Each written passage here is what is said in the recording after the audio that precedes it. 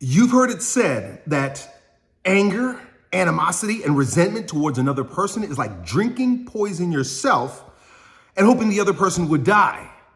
It will destroy your body, yours. But not only that, it will rot your mind and damn your soul. So in this video, we're gonna talk about why forgiveness is so important, not for the other person, but for you. But before we do, if you're looking for some clarity or direction in your own situation, or just another brother to hold space for you while you allow your own revelations to come through, then you know what to do. Book a session with me, your old Uncle E, by clicking the link down below. So, today we got a question from a bro that goes on to say, yo, Elliot, I have a deep hatred for my mother. He goes on to say, she took me away from my biological dad at the age of 1. She left my first stepdad, who loved me like his own, when I was 6. And she married an abusive, hateful drunk that abused both me and her.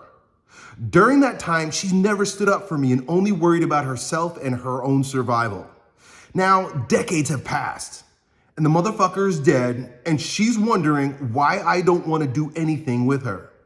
Should I tell her how I feel about her, or reconcile, or cut her out in my life completely? Wow. Great question, man. And the very first thing I want to do is acknowledge you and let you know that when you said I have a deep hatred for my mother, I totally empathize with you. Like, I got goosebumps over my body. It sounds horrible. What a bad situation to grow up in, man. And I feel for you. And I can only imagine how tough it is to carry that burden throughout your childhood and now into your adult life. And the nerve of her to think that she can just continue showing up in your life like nothing ever happened and you're supposed to pretend like it's all good. Well, crazy. Your mom might be crazy. And that might be all the more reason why we got to talk about the most resourceful way for you to go about this, dude. So, when I read your question, it reminded me of a saying, something that Jesus said in the book of Matthew, I believe, on the Sermon on the Mount. He says something to the effect of that if you go to the Temple Mount or you go to the temple altar, right? You go to the place of worship and you come with a sacrifice, meaning you're wanting to reconcile with God the Father in the temple, trying to alter your life, but you have something against your brother. He says, stop, leave your sacrifice there. Don't go any further. Don't try to ascend in your spiritual life at this moment. Go and reconcile with your brother first, then come back and proceed in your path.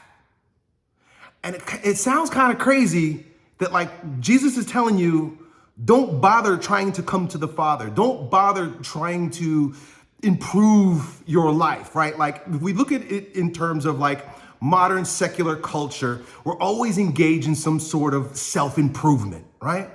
This was the process of reconciling with God the Father. Our higher consciousness, our inner being, if you will, spirit, regardless of your vernacular or what you choose to call it, it's an elevation of soul. It's lifting your heart up to God. In some cultures, they would call it enlightenment. And it's funny because that word enlightenment, a lot of times we think in terms of light, like a bright light, like the sun. But I like to think of it in terms of dropping off the load, dropping the load, like you lighten up. Like when you lose weight, you become enlightened. You become a little bit lighter. So Christ is basically saying, drop the load. You got to get rid of the attachment to sin before you come to the temple and try to alter the situation by reconciling first with your brother and then with the Father. Let's break this down a little bit further. That word reconcile. I recently learned that the word reconcile comes from the word cilia, right? Reconcilia. Cilia, to reconciliate, is cilia like your eyelashes, or cilia? Is to see eye to eye with God. He's saying, so if you want to come see eye to eye with God, right? If you want to ascend in your spiritual life, you want to be a stronger version of yourself, you must first reconcile, see eye to eye with your brother. Because if you try to alter, you try to elevate, you try to reconcile with God the Father in the temple, you're going to be carrying with you baggage. You're going to be attached to sin. You're going to be burdened, not light. So you got to drop it completely. Otherwise, there's no help for you. There's no reconciliation with God the Father for you. There is no beatific vision in heaven for you if you're attached to sin. And sin, anger is a sin. Resentment is a sin. Animosity is a sin.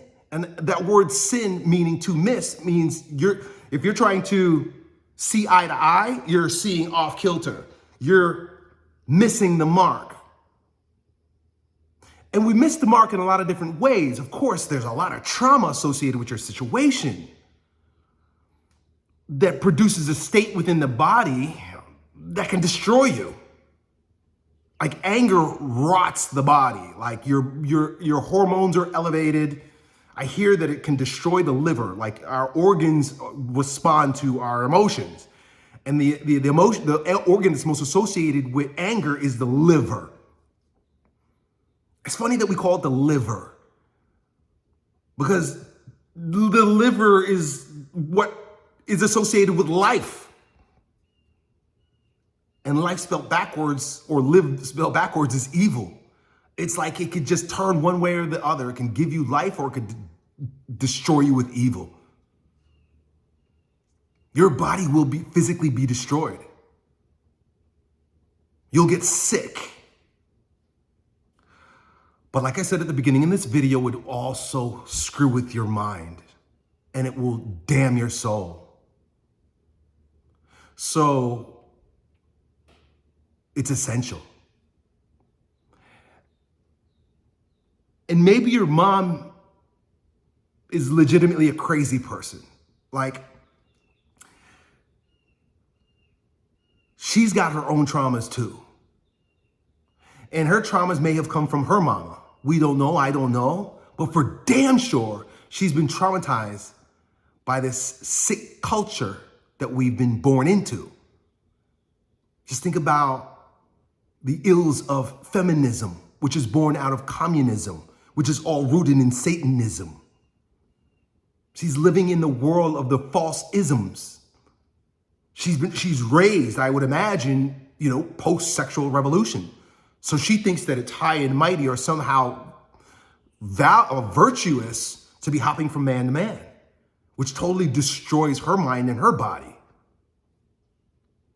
Unfortunately, you had to live through that, experience that, and be dragged around with her as she did that. In order to reconcile the whole situation, one thing to consider, and again, I'm not in your situation, I'm just trying to give you some external way to look at it, way to reconcile it with yourself, is that God challenges those that he loves the most. I know it sounds like it's unfair, but it's like going to a strength coach that doesn't challenge you. I remember when I was a football player, my football coach, the defensive coach, was the first coach that was really hard on me. And he would like pick on me. And I understood, even during that time, even though I didn't like it, that he picked on me the most because he saw the most potential in me. The other guys that didn't have so much potential, weren't so fast and strong as I was, he kind of left them alone. He was like, you're okay, you're fine. He didn't bother with them at all. But because he knew that I had potential, he was on my ass. And I think God kind of does that when a soul incarnates. He says, this is a special one. This is one of my chosen ones. Give him the challenges that will help him grow. So that's you, bro. Or any one of us who are struggling with any challenges, even if it's not our fault. God sends crosses. Look at what he did to his son. the cross of them all, the crucifix. He sends crosses to those he loves the most. You might not have an earthly father that you're close to, but you have a heavenly father that's asking you to reconcile with him, that wants you to ascend to him, be with him in this life and in the next. But it's only possible if you reconcile with your crazy ass mother. You gotta forgive. You gotta forgive. So, you ask me, like, what should I do? Should I tell her how I feel? Should I reconcile or cut her out of my life completely? So my advice obviously is to forgive, but let's talk about the practical application or steps you would take in order to actually forgive. Because a lot of people will be like, yeah, I forgive. And they do it, they think that they're forgiving in their own mind, but that's not what Jesus says. He says, go to your brother. He says, go to him.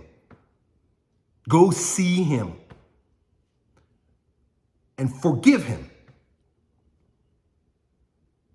That means you're gonna have to go to your mom and you have to explain to her how fucked up she is and what she did to you and forgive her to her face. You gotta do it face to face. You got it, you said it. Should I tell her how I feel about her? I'm not so sure you need to tell her about how you feel about her until you've resolved your own feelings about her. But you need to tell her plainly what the fuck happened. I've done videos on nonviolent communication, and it might be a good start for you. Nonviolent communication has 4 steps. First step is, this is what happened. Plain and simple. You left my dad, then you left another guy, and then you married this guy, and he beat the shit out of us. Then you can say what you felt, right? So I kind of said, maybe I said before, don't you resolve your feelings, but this whole process will help you melt the feelings by getting it out in this logical way. Step 2, you will say, I feel angry. I felt sad. I felt pissed off. I felt resentment, animosity, right? You got to tell her how you feel, which are just words. You can't carry the feeling with you. You have to be calm when you have this conversation, which is a total different conversation for us to have based on bioenergetic release, but that's not the point of this video. Step 3 is because of what need wasn't met. Because my need for a stable family wasn't met. Plain and simple. Request, right? And the request for you is more a matter of, I forgive you. My needs weren't met, but guess what? I forgive you. And just sit and wait and allow her to cathart all over you if that's what she needs to do, knowing that it has nothing to do with her, it has everything to do with you. It has everything to do with you. You need to do that, dude. So that you can get that off your chest like Jesus says, and you can actually ascend to the Father. You can now go to the temple and alter your life with your sacrifice of yourself. That's really what the sacrifice is in this day. We make ourselves a living sacrifice. Well, you go and sacrifice your own ego in front of your mother. Let her say whatever she wants to say and just be done. Next phase. You gotta pray to God. Now that you can actually go to the temple and you can actually pray to God and you're free from attachment to sin, you gotta beg him for this one thing. Dear God, allow me to see my mother through the eyes of Christ. Let me see my mother the way Christ sees her. Because, Christ sees all of our sins dissolved in his sacrifice. Christ sees the strongest version of ourselves, even when we can't. Christ knows what's possible for people who are bad, even if nobody else can. Don't try to do it yourself. This is the whole problem. People try to forgive themselves or by themselves, and they try to forget by themselves, but it doesn't work. You have to ask for the grace. Ask God for the grace. Say, God, please help me with this on a daily basis. And then, my friend, you'll be free. Whatever's going on in your life in terms of how that hatred is coloring your other experiences, like maybe your high blood pressure, right? Your health. Or maybe it's showing up in your career. Maybe it's showing up in your relationship with other women. Maybe it's showing up in your relationship with men. Your relationship to yourself, your relationship to God. Once this is sort of dissolved, once it's been given over to God, and you begin to process it, it's going to be a process. You'll now be free, bro. And that's what I want for you. That's what I want for you, and that's what you want for yourself, to actually finally be free. Follow the advice of Christ. Leave your sacrifice at the temple, reconcile with your brother, mother, and then proceed with the process. You'll get on with life. Done.